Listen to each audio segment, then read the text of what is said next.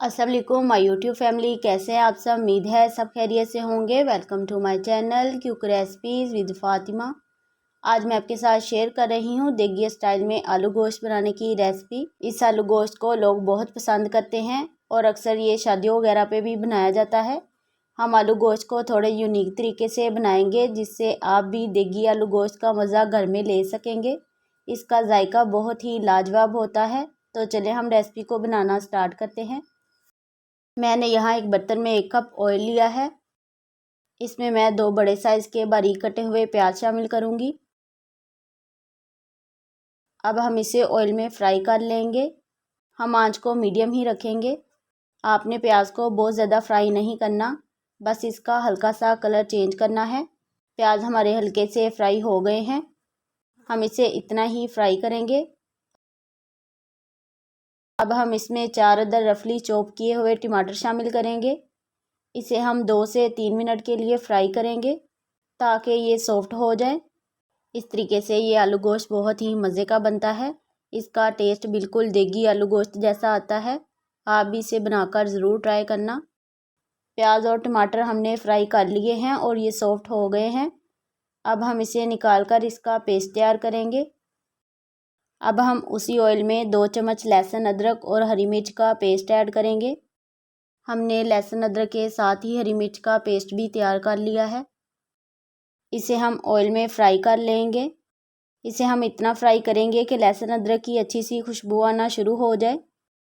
लहसुन अदरक और हरी मिर्च को हमने फ्राई कर लिया है। अब हम इसमें बीफ शामिल करेंगे। मैंने यहाँ पे हाफ़ kg बीफ लिया है। इसे हम ऑयल में अच्छे से फ्राई करेंगे।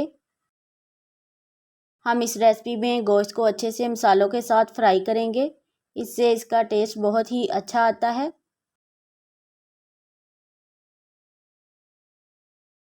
इसे फ्राई करते हुए 5 मिनट हो गए हैं। इसका हल्का सा कलर चेंज हुआ है।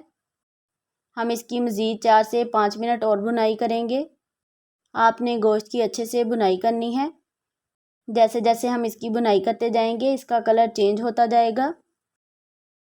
जब इसका इस तरह का ब्राउन सा कलर आ जाएगा तो फिर हम इसमें प्याज और टमाटर का पेस्ट शामिल करेंगे और इसे गोश्त में अच्छे से मिक्स कर लेंगे। नॉर्मली हम जो अक्सर घरों में आलू गोश्त बनाते हैं वो पहले गोश्त को गलाकर इसकी मसालों के साथ भुनाई करते हैं, लेकिन यहाँ पे हम पहले गोश्त की मसालों के साथ भुनाई करेंगे, फिर हम इसे गला लेंगे। हम ब्लेंडर में थोड़ा सा पानी डालकर इसमें शामिल करेंगे ताकि जो इसमें मसाला वगैरह लगा हो वो भी निकल जाए। अब हम इसका पानी खुश्क कर लेंगे और इसको अच्छे से भून लेंगे।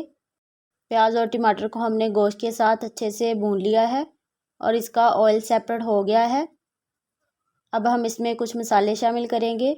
2 चम्मच लाल मिर्ची पाउडर, 1 चम्मच हल्दी पाउडर, 2 चम्मच मोटा कुटा हुआ खुश्क धनिया, 2 चम्मच नमक और 1 चम्मच साबुत ज़ीरा शामिल करेंगे।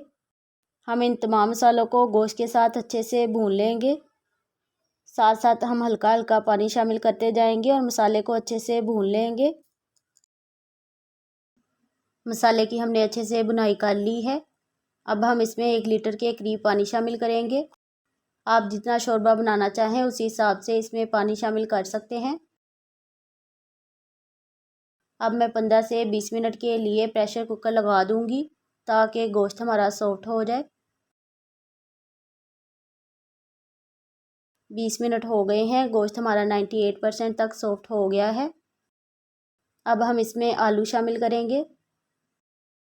मैंने यहाँ पे हाफ़ kg आलू लिए हैं और इसको थोड़े बड़े साइज़ में काट लिया था। हमने इसे गोश्त के साथ शामिल नहीं किया वरना ये बहुत ज़्यादा सॉफ्ट हो जाते और सालन में नज़र ही ना आते।